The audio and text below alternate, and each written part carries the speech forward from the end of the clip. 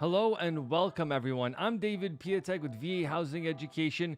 If you're new here, our mission is to empower military members and their families with the right information about the VA home loan and real estate. We provide information like this to guide you through various aspects of the VA home loan process. Before we dive in, don't forget to hit the subscribe button and ring the notification bell so you never miss out on critical updates. Today we're talking about the most important step in the home buying process: a pre-approval for a VA home loan. So first things first, what is a pre-approval? In simple terms, it's an initial evaluation of your financial picture by a lender to determine how much you can borrow. This pre-approval gives you a better understanding of your budget and it signals to sellers that you're a serious buyer. Another critical step in this process is for your lender to request your certificate of eligibility. This applies to VA loans. This document outlines your eligibility for the VA home loan program, and if you receive VA disability, it will also verify you're exempt from the VA funding fee, along with verifying how much you receive. The good news is that lenders can actually gross up your VA disability by 25% since that income is tax-free, which equals more money. You might be wondering, why is a pre-approval so important? Well, it'll give you an edge in a competitive market, and let's face it, it's across the country. Sellers are more likely to consider offers from pre-approved buyers because it shows that you have a financial backing to close on the deal. All right, let's talk paperwork. You'll need to prove your income, employment verification. They'll need to do a hard credit inquiry and review your assets. It's also important to note that you shouldn't be disqualifying yourself. Talk with a professional that knows VA loans. There are two parts to a VA home loan: eligibility. Do you meet the time and service and character of discharge? And qualification. Do you meet the income, credit, and asset requirements? What's confusing about qualification is that lenders have different requirements, even though the VA outlines how a lender should look at a situation. But it also is vague, which works in your favor. One of the nice things about working with us is that we adhere to the VA handbook, and everything that we talk about is from there. On a side note, if a military member is not employed but their spouse is gainfully employed, lenders can use the spouse's sole income to qualify. We'll do an in-depth look into income requirements in later videos, but you can also go to vahousingeducation.com to watch our free videos and learn more.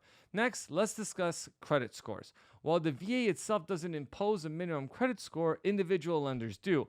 For example, we can go down to a 500 credit score, but it's recommended you have at least a 620 FICO score for a smoother process, and the sweet spot is really 680 or higher, as rates will be more favorable in that range. So if you're thinking about buying 6+ months out, work on your credit. It's the best way to save money. Lenders also look at FICO scores and not Vantage scores. You typically get a Vantage score with your bank account or credit cards. The FICO score can vary widely from the Vantage score. I see people with a 760 Vantage score and a 690 FICO score. Guess what? We're using FICO. And yes, a lender needs to do a hard credit inquiry to determine if you're qualified or not. You have a 45-day window from the time you have your first credit inquiry to shop lenders, and that inquiry will count as one. Furthermore, the inquiry falls off after 90 days. Another key aspect to the pre-approval is that lenders look at your monthly debt obligations, which includes what's on your credit report as it relates to your income. The VA primarily looks at what's called residual income. Residual income is defined as your gross income minus your federal and state taxes, Social Security, and other miscellaneous taxes, your credit report liabilities, your proposed mortgage payment. They also factor in childcare expenses, and they'll also assign 14 cents per square foot for utility costs. After all that, you need to have a certain amount left over, which is based on where you live in the country and your family size. I'll drop a link in below in the description. Now, debt to income ratios look at your credit report liabilities plus your housing divided by your income, which is very different. Lenders run an automated system to determine your qualification. Basically, they plug in post loan parameters, imports credit, they pull in your living, work, income history, amongst other things. Personally, I think it's witchcraft, but then the system tells them if you're approved or not. The system can also downgrade your application. That's where a lender will have to look at DTI and residual. This normally happens when you have poor credit collections, recent lates, and then you're also hit with that DTI restriction, which isn't fun. Now, there's some confusion between a pre-approval and a pre-qualification. A pre-qualification is pretty simple. The lender looks at your credit and verbally verifies how much you make. Boom, you're on your way to making offers. Sounds too good to be true, right? And it is, because most people are actually pre-qualified, not pre-approved. That's the reason why you hear horror stories, because people don't submit all their paperwork. Now, being pre-approved, on the other hand, involves a thorough verification of your financials along with taking a look at your credit. If the person you're working with isn't asking for all your financial documents up front, that's going to spell disaster down the road. I can't tell you guys how many times I talk with people based on a daily basis that will call me a week before closing because they got denied because the lender just winged it. It's common working with us. The number one complaint we'll get is you ask for too much paperwork, but if you want a smooth transaction, that's what you need to do. Now, once you're pre-approved, you'll receive a pre-approved letter for a certain purchase price. Now, normally, we'll send you the max, what you qualify for. Now, no, you're never pre-approved for a purchase price. You're pre-approved for a mortgage payment, as taxes and insurance can range widely, and it doesn't even factor in condo association dues, which is also crazy. Make sure your lender lets you know what your max payment is, and make sure you are comfortable with that payment.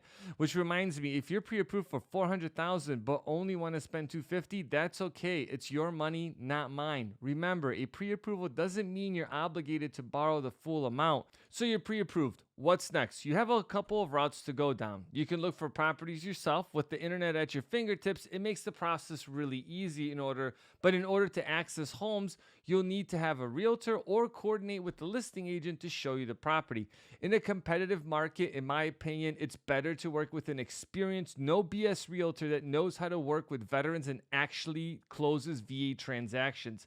If you need a solid realtor referral, we got you. I'll include a link in the description. Reach out to us and we'll source a knowledgeable agent.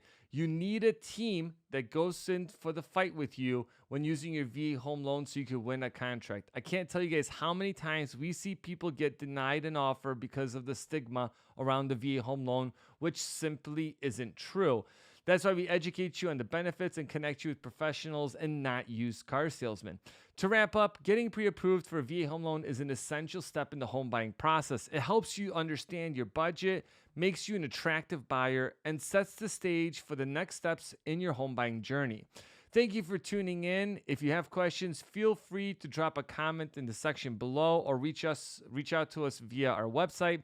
If you haven't hit the like and subscribe button, please do so. Remember, our aim is here to educate. Until next time, this is David Piatek with VA Housing Education signing off.